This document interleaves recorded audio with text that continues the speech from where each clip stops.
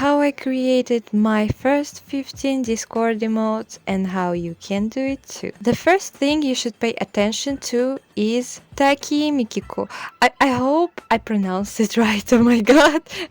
This artist is absolutely incredible and I can't express enough how much I admire them. I want to share my huge love for their work because they created a base of 200 different emotions that you can use, even for commissions. Personally, I use their work as inspiration, but you can also download their ready-made PSD files on their Ko-Fi, as far as I know. Uh, what I do is look at their work and take inspiration, sometimes mimicking elements I like. Talk about emotes themselves. Start with a strong and clean outline. It's essential for making the emotes look polished and professional. When drawing emotes, always use a strong, clean outline for all of them.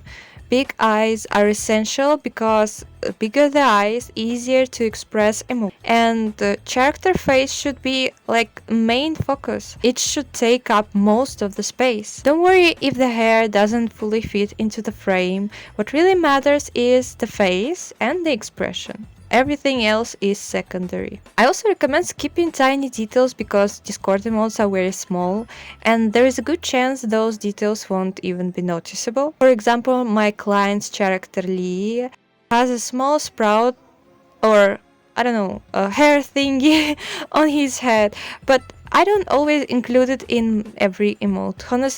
Honestly, if my client wasn't also using these emotes for videos, I could have skipped drawing it entirely. However, I decided to keep it for consistency so it's visible in the videos too. But for most emotes, you don't need to worry about adding small details, they won't show up anyway. Focus on bold shapes, expressive features, and clarity. I also recommend that if you're working on multiple emotes at once, try coloring or rendering specific details across all of them at the same time. This technique really helped me to save time and made the process less tedious. Jumping between tasks keep my brain engaged and work more enjoyable.